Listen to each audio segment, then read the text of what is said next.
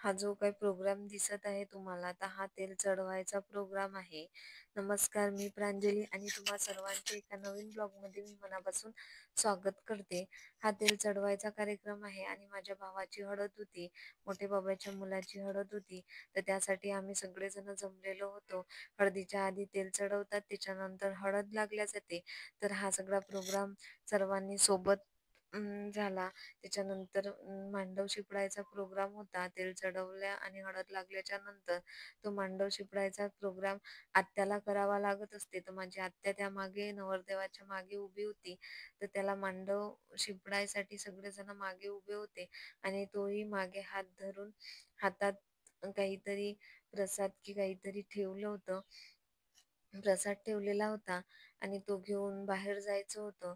तर ते प्रसाद आणि जे मानाचं राहतं ते घेऊन मांडव म्हणजे हिरव्या मांडवाच्या खाली जायचं असतं. तर हा जो हिरवा मांडव दिसत आहे त्याच्या खाली तो गेला आणि त्याच्यानंतर सगळ्या आई, आत्या, काकू सगळ्या जणी मागे मागे गेल्या आणि त्याला गोल प्रदक्षिणा घालून एका जागी उभे केले आणि दुसऱ्या दिवशी सकाळी ते सगळं आटपून आम्ही लग्नासाठी तयार झालो आणि लग्नासाठी निघालो. तर लग्न परतवाड्याला होतं महालक्ष्मीमध्ये. तर आम्ही तिथे जाण्यासाठी निघालो. माझी तयारी बिलकुलही जमली नव्हती आणि मला किंचितही आवडली नव्हती. अजिबात आवडली नव्हती. तरीही ॲडजस्टमेंट केली मी त्याच्यासाठी सगळी. तर दुसऱ्या दिवशी लग्नाला गेल्यानंतर तिथे तयारी वगैरे करून छानपैकी आम्ही मंडपात बसलो आणि सगळीकडे गर्दीच गर्दी होती. तर नवरी स्टेजवर आपले प्रोग्राम अटेंड करत होती. त्याच्यानंतर सगळे नवरीला अटेंड करत होते.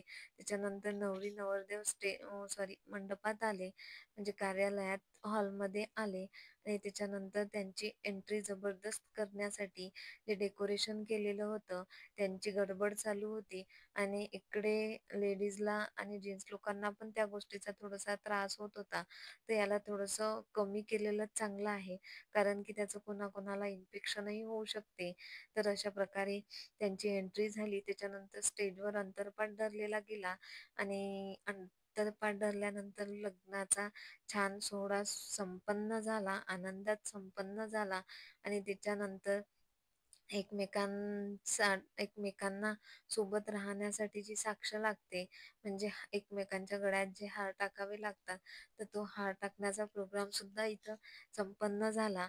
त्याच्यानंतर प्रोग्राम झाल्यानंतर त्यांना त्यांना त्यांचे लग्न लावायसाठी सगळ्यांची एकच गर्दी होती की सुई लग्न लवकर लागले पाहिजे.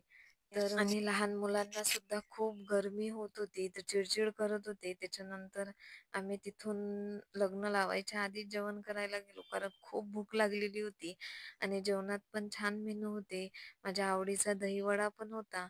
तर छान जेवण केलं. जेवण झाल्यानंतर आम्ही फोटोशूट केला आणि फोटोशूट झाल्यानंतर तिथे थांबावं लागलं, कारण की घरचे सगळे मेंबर असल्यामुळं आम्हाला थोड्या वेळ थांबाच लागलं आणि त्याच्यानंतर माझ्या नणंदबाई सगळ्यांनी तिथे आराम केला, कारण की हॉलमधले लोक संपतच आले होते. तर आम्ही सुद्धा मेकअप वगैरे सगळं उतरून घेतलं आणि घरी येण्यासाठी निघण्याची तयारी केली. घरी यायच्या वेळेस पावसाचं वातावरण झालं होतं आणि वातावरण एवढं छान होतं की असं वाटत होतं घरी जायचं की नाही जायचं.